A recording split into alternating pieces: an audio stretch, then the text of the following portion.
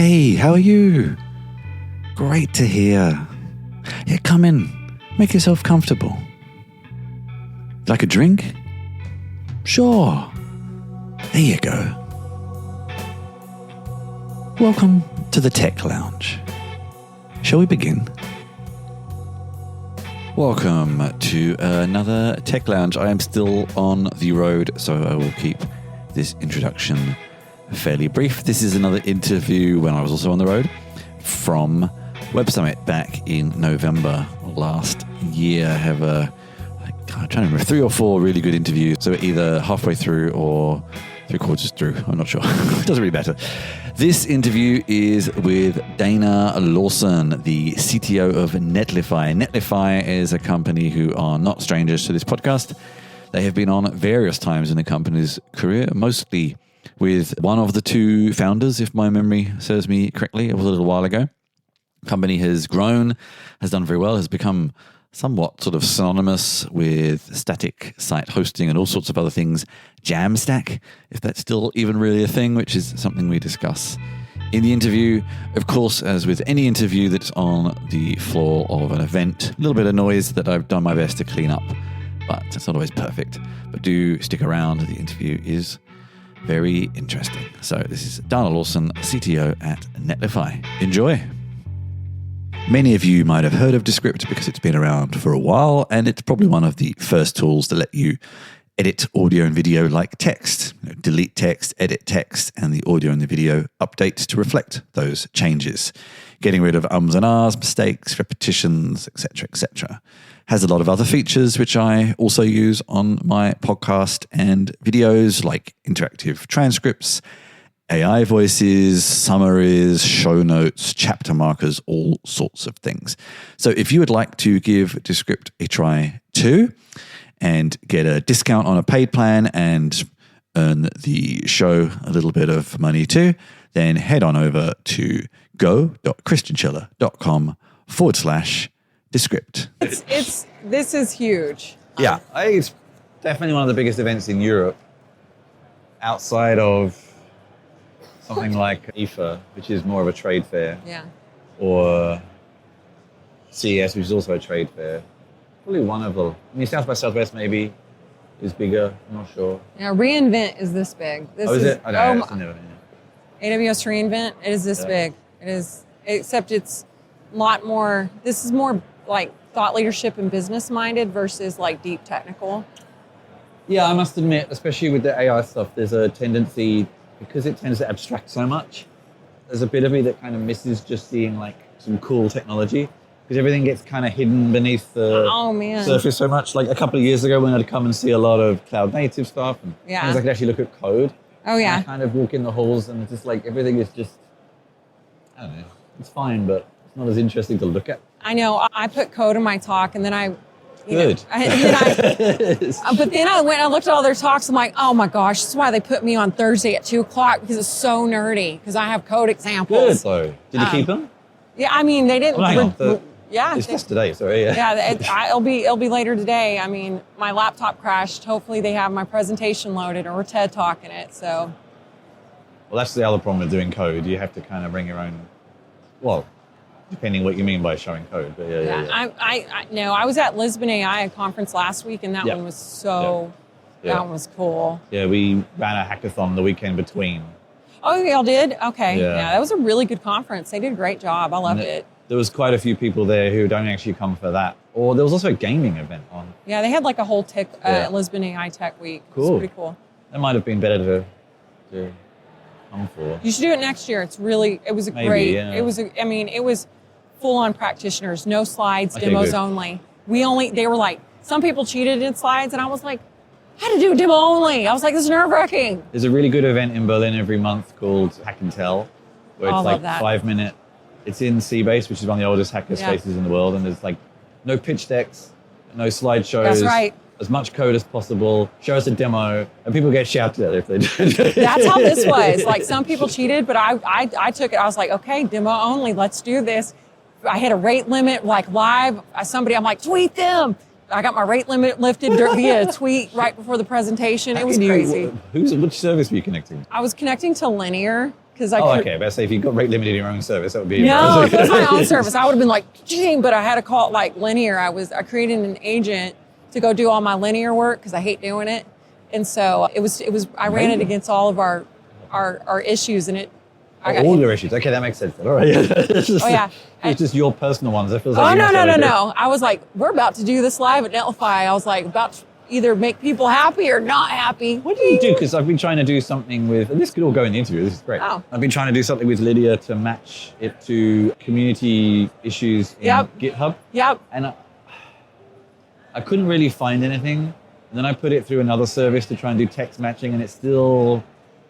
So, I haven't really found a way to try and say, oh, we've got this internal issue, but I also want to see, has someone submitted something that matches it? And I seem to... Come use my agent. It's on my repo. Okay. You'll need to update it a little bit, but what you do is you'll first take your GitHub issues, because we already have them, into Linear. Okay. And then... okay. So the step one, just hook up your issues into Linear, and then you can take my agent. It's open source, and then my agent does duplication verification, and it's pretty good. But how do you get them in? Because how do you get them into GitHub in the first place? You could just connect them. I swear I've done it several times, and it just keeps only doing pull request stuff. Maybe. No, you can do your issues. I swear that's because that's what we're looking for. Because they get so many things that are duplicated. Oh, same. So we just slurp them in. We slurp in Zendesk. Okay. GitHub issues, and we put it all in Linear, and then I run my Linear agent to categorize duplicates. I don't have them delete because you never know, but it just links the duplicates, and then it gives it does that fairly well itself, a top level summary, and then the next step I have is we're hooking it into our AI agent, so then it can just go and do the change. Yeah, there's a degree of that. I have a degree of actually wanting to have open source people contribute things because it keeps the community going, but contributing things you want. Exactly. Oh, man. I know. As a maintainer, I'd be like, just do the part I'm doing. To find the common issues, so at least you're not going through, especially very popular projects. It's a slog. I worked at GitHub. I know. Yeah. All right. So we're actually here talking about Netlify, strangely, which is, a lot of people's experience of Netlify is maybe one particular thing. We've been talking about a lot of other things. It's not the first time Netlify has been on the show, many times actually, over a fairly long period. Yeah. It's been a while. It was mostly with the names completely escaping me, with the Danish guys. The Danish guys, Matt Billman, Christian Bach. Yeah. The company just hit their 10-year anniversary in March. So been around for a hot minute, not a new company. No, it's actually kind of crazy. I feel like sometimes companies I've been using for a while, it must be older than 10 years, but I guess... They're all starting to hit that age. Yeah. So, we're coming into 10, 15 years age on some of what we felt was really modern, new tech, new stacks. It ain't new no more. Is Jamstack still a thing? I would say no, but yes. I mean, it is what it is now. I mean, all architectures are becoming whatever. It's with the rise of agents, you got to ask yourself, can an agent talk to it? And does it matter, Maybe. I mean, we'll see. We'll see. I don't know. I'm a hard, I've been doing this a long time, so I'm with you. Exactly. I think if you support all this stuff, it's great, but don't support only that stuff because it may not. Oh, absolutely not. You got to be a skeptic. Come on, we're engineers. We're paid to be. Someone in another interview said, I can't remember. I think I spoke to someone from Tailscale. Oh, Avery? Yeah, and I think he said, basically everything is just an HTTP request, no matter what you boil it down to. It really is. I said it's just. We're at machine speed instead of human speed, but it's still basically the same. Yeah. So let's maybe just very, very quickly zoom out to the kind of original and maybe general opinions of what most people think of Netlify. Yeah. Or if someone has never heard of it, what is Netlify in a broad strokes?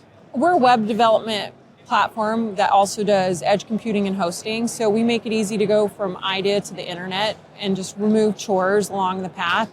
So, when Heroku came out, it was about building out your infrastructure on top of the abstractions of hyperscalers. Well, it's like, if the internet's just a bunch of websites and applications, why make people use their cognitive load on that? And so we've just tried to continue to make it as easy as possible so that you can just hook up a repo, drop a file, and then we do all the heavy lifting from DNS, server provisioning, and then execution of workloads. Yep.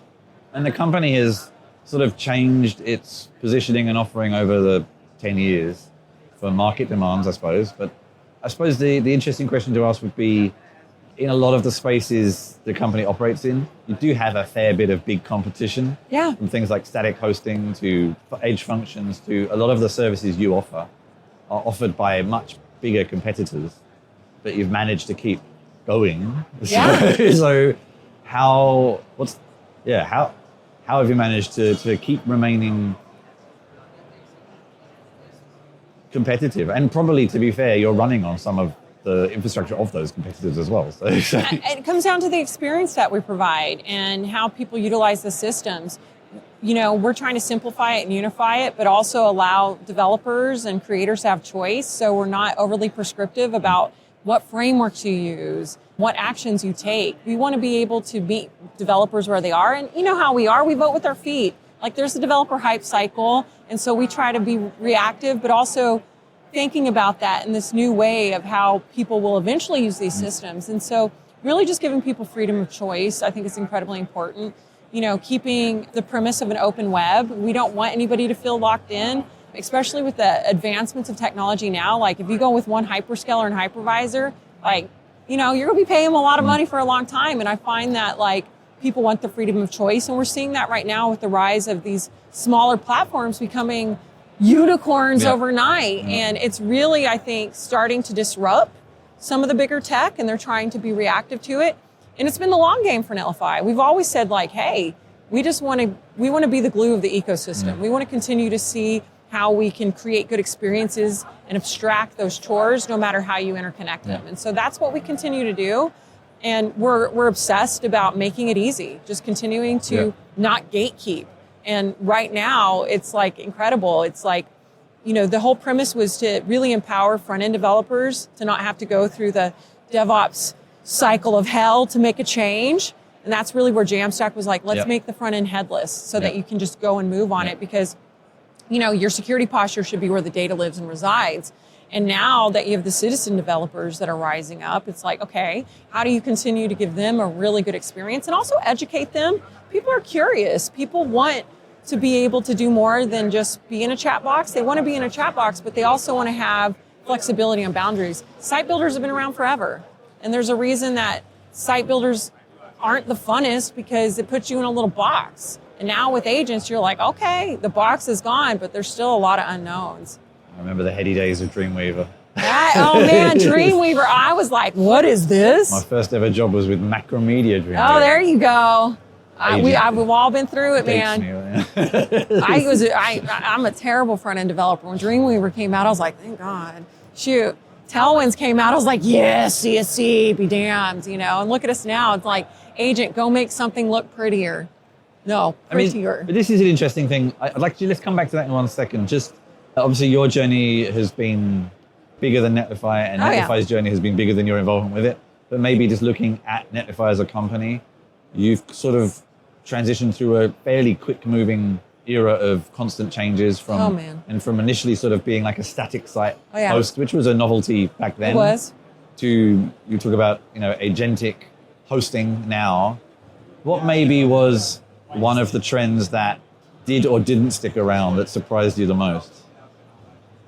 I don't know. I think static hosting is still really it's still around. It's still it still serves a purpose. I tell people, I'm you don't got to do something crazy and dynamic with a simple site. Keep it simple. Don't go chase all the bells and whistles just because new modern frameworks allow you to have all the bells and whistles. So I'm actually surprised in some sense, but not surprised. I think what's even more interesting is do frameworks matter as much anymore to the common developer, especially when they just do the job? And so that's been really interesting to see.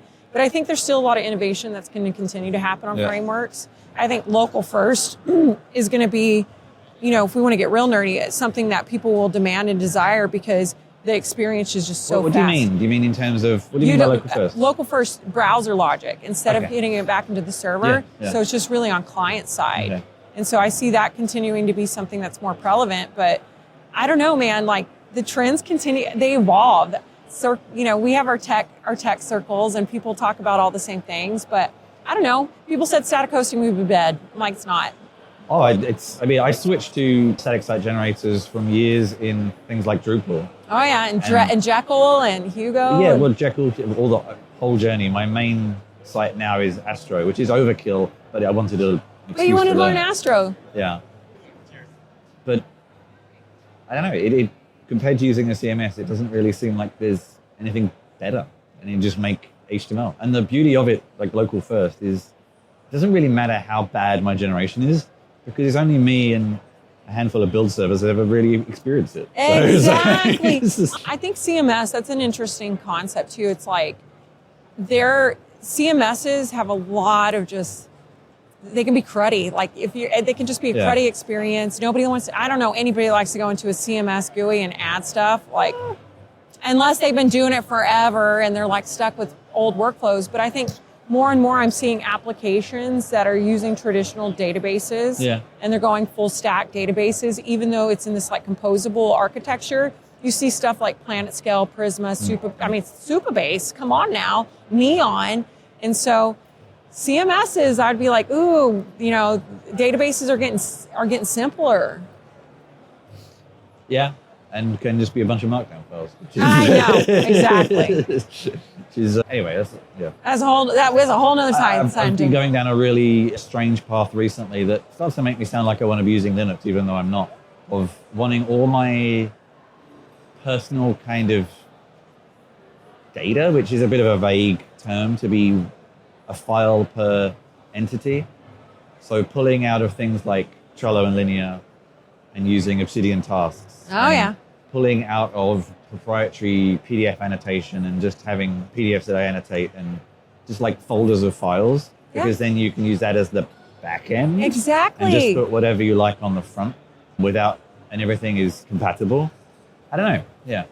It makes it more organized at the end of the day, instead of throwing it into like some, and then you get to control it. My content can be in an Obsidian Vault and in an Astro website because it's basically the same. Exactly. With a few bits of properties that each system is like, I don't know what this is, but it doesn't really matter. And micro front ends, people are going to just be hooking up micro front ends instead of having one. It's like, okay, cool. And what data sources are you going to read from? Yeah. But this is me. A lot of the world still seems to like to go down putting things in a bucket with no lid. But I know, it's like, all you need is an S3. I'm like, okay, that's going to be an expensive ass S3 bucket. It's going to be a big back end. I mean, it depends on what you're doing again, Yeah. So let's talk about the agentic side of things. I'd especially be interested to know from a hosting in sort of quote marks provider.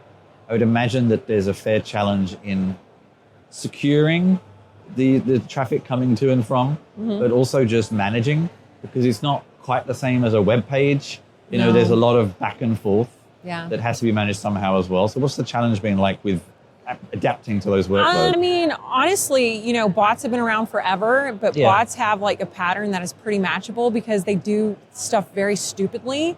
And really an agentic user is still just a bot, but it has a little bit of free will. And it mimics, if you just look at it, so much like what a human user would do on those sites. But you can still tell the difference between DOM scraping bots. And then I think the difficulty is like distinguishing agentic, like good, healthy traffic from human traffic, but treating them one as the same. I'm like, does it matter as long as it's healthy? I think the question comes into like the people that are creating the websites, do you want this on there or not? And a lot of them, it's like, they don't care. They just want the SEO search to go up. Yeah. But for us, we're looking at things like signatures, hashes, firewall rules. So you mean in terms of agentic services accessing other people's sites? Okay, yeah.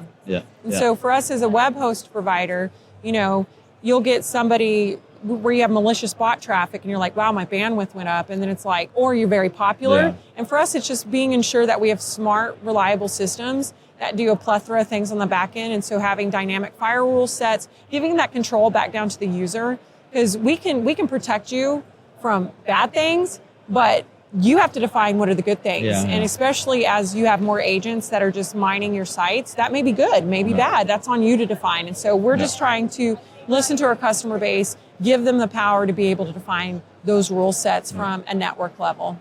And from the other perspective, do you also now offer hosting of agents? Because you mentioned your own. I'm assuming you would host it with Netlify. soon to come. Okay. I mean, we're looking at all those areas of how people are now creating and building these websites. And if agents are going to be the forefront of that, then we need to make a place where that you can host these agents. And so we already have paths for MPC servers. So now the next step is agent hosting.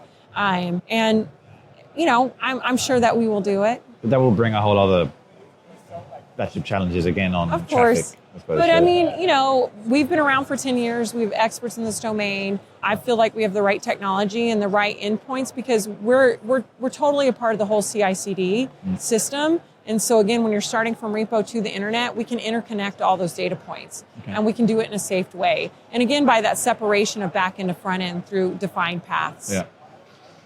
I'd be interested from the kind of more open source side of things. I think Netlify still offers open source plans for a lot of projects. Yeah. But are you still also creating some of your own? Because you used to have like Netlify CMS and a couple of other things, and some stayed and some went. Is there still an overall?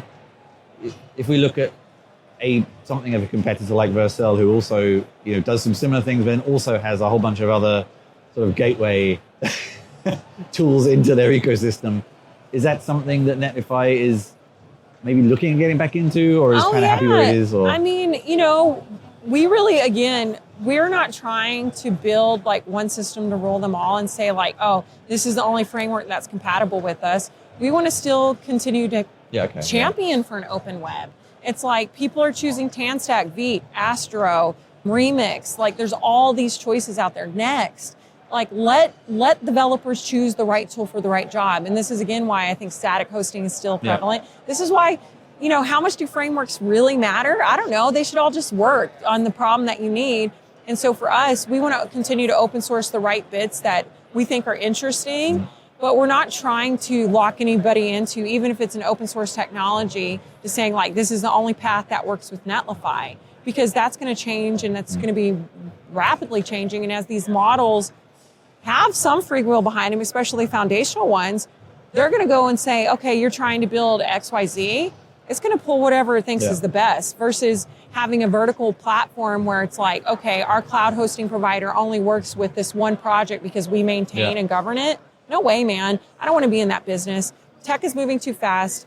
I come from GitHub. I believe that every day there's amazing humans creating amazing technology, and we should champion that continuation of sharing. Yeah. And so my job is really just connecting that ecosystem. But as we see interesting things, like I'm open sourcing all my little pet projects all day, and I think you have to continue to have that mindset. You participate in the community, you make it better, and then you listen to what they want and you react and respond. Yeah. But we don't have any desire to try to create a closed ecosystem, even on the premise of open source. Yeah. Interesting.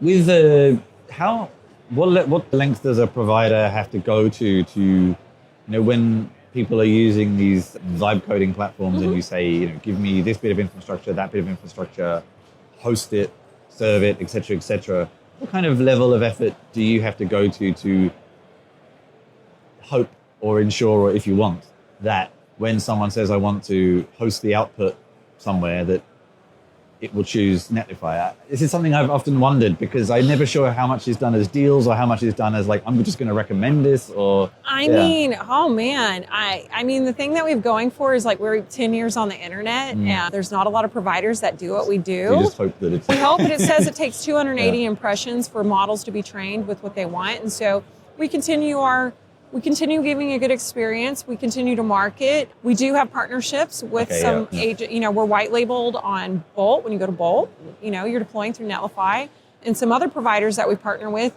But again, it's like the models will choose what they want. But if you're doing the right thing, then people are going to choose you, and it influences the models. And we've just continued to hopefully give a great experience. We have a lot of love, even though we may not be as visible as some of the bigger, larger brands. But we find that ChatGPT recommends Netlify over and over and over and over again. And we're like, all right, sweet. I think there is going to be continued gamification from larger companies to try and do that, especially as we understand how these things are influenced. But, right now, you got to do a little bit of hope and dreams, and I think be product focused. You can't control what you can't control. I don't know if this is a question you can or want to answer really, but I wonder with some of these that how much of the vibe coding ecosystem ends up turning into customers as opposed to just free users. You know, there's a little bit of a issue there of a lot of the traffic is not always good traffic in the long run, you know. I mean, we've always had pretty gracious free allotments and a free offering, and we want continue to have like curious people. Like our job is not to be gatekeepers of it. It's like you want to get out there and vibe code with your site, great. Okay. But you know, it comes with limitations. We rolled out changes to our pricing. Okay. Recently, we went from seat-based pricing, which I don't think is very fair in a lot of ways. I mean, it still serves its purpose because you still want roles and custom roles. So like, I'm not saying seats are bad, but it should be based on usage. It's like and so right now what you'll see is just like how the coding platforms are working, they're credit-based, token-based. We're mirroring that because we want people to pay for what they use and what they don't use. We're seeing this conversion though of vibe coders that are turning this into real stuff. Our NPS survey that we just put out is 50% identified developers and 50% other.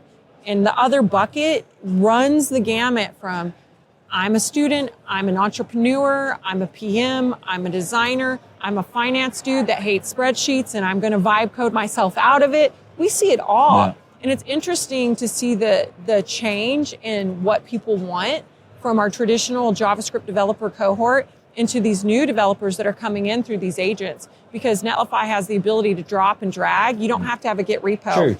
True. Yeah, that's something I think is not always as obvious as it was. I think it was one that was literally like the first release was drag and drop. It was drag and drop, and people love it still, especially because Git has a learning curve. Like you take people and they're like, and then you have to ask yourself, well, do you need Git? I was talking with... Not just a learning curve, but also a lot of unstated patterns that people expect you to know, and they vary from team to team, and everybody does it different. I mean, I was at GitHub, we had sticky notes for Git commands. I'm like, we work here. I was like, we're passing sticky notes. True story. But I think we got to ask ourselves is like, where's that obfuscation happening and what matters? And I was talking to the Cursor folks and they're like, a lot of people just aren't, putting stuff in Git. And I'm like, really? Coming back full circle to began to like deploy it via FTP to production. It kind of is, and that's where I think as practitioners, you have to save your prompts in the CI. If you're not going to do it in Git, you have to find golden responses within your CI systems. That's actually food for thought on some other completely unrelated to the interview things that I'm trying to remember to write down when we're done. But it's interesting about the pricing. I have definitely, as a Netlify user, hit the issue around seat-based pricing before when you were like two people. Yeah. And the cost does jump a fair bit for a minor increase in actual usage within the team or whatever. It's usually small companies. It is. So, okay. And you mentioned maybe in passing one thing there, but what else is on the roadmap for the next 6 months or so that you can mention? I mean, we're just really, again, thinking about those experiences. We just released Agent Runners, which allows you to, once you deploy, if you want to make a change, you can go into Netlify, say, change this piece on the website, choose which coding agent. You can run it against all three. It's going to give you a live preview of what the coding agent changed, and you can use Codex, Gemini, et cetera. We're continuing to add models. And then you as a marketer or whomever within that team, guess what? You can just be like, push to main. And so it allows rapid iteration. I'm really excited about that because you don't have to go in and out, because post-deploy, what are you going to do? You're going to go back into your IDE or you're going to sit there and be like, oh, I want to change this. And it's always been what we've wanted to do at Netlify is to empower the other personas on a team. Because you've often had some GUI elements that... Some GUI elements. It's like, okay, how can we really have a marketer feel empowered, but also take the time to mark it down? It's like, well, the site's deployed. You don't like it? Go in there and say, hey, you know what? I want to change the words in the spanner. You get a live preview, and it's not vaporware. If they said it's good, merge it. It's just a pull request. And then beyond that, we're thinking about more so for those bigger systems on how do we produce, out-of-the-box specs without you having to define the specs. So you want to build an e-commerce site?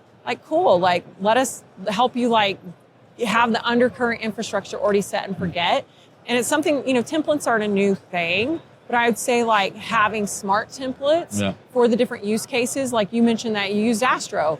Maybe you didn't need to do Astro, but you wanted to do it because you're curious. But in some places, they already have a whole bunch of sites. They've already determined that they're utilizing TanStack as their framework. They want to use that. So let's make it easy for the people to continue to create that pattern. And so we're just really, again, trying to meet developers and teams where they are. And we're thinking about how to make it easy for them to get the idea out into the world consistently, securely, with governance. Because you can do it quickly, but it's the last mile that's hard. Yeah. So trying to find the right ways that people can integrate things that they need within their sites. Yeah. We've had an ecosystem of integrations for a long time. What if we made it easier just to have them used? It's interesting because I feel like at several points in the company's history, you've tried to sort of replace the CMS experience for the non-coder, and with varying degrees of success because the technology didn't quite work. That's right. or whatever. But yeah, there's a new potential. And again, will it be successful? We'll wait and see, I suppose. But we'll have to see. And I think it's about experimenting, listening to people, and keeping your core principles in place. And the core principles are like, developers and custom builders shouldn't spend time doing chores. Yeah. You should be be spending time thinking about your experiences. Yeah. You should have some taste in there. You should be philosophizing about why your stuff is better than the rest, not what size of cache you have. Like, that should just be all done. That's been thought of. Like, time to first byte, like, that's our job. Let's make it quick. Yeah. I want you to come up with the ideas that people get delight from, because that's what living's about, is like having a great experience. It's for me, man. I feel like there's some clever comeback from that, but maybe that's just a good place to stop instead. There you go. You'll come up one and post at it. You'll be like, except for all the slop. Well, and the job loss and anyway. All right, thank you very much. Oh, well, thank you. So that was it. That was our guest today.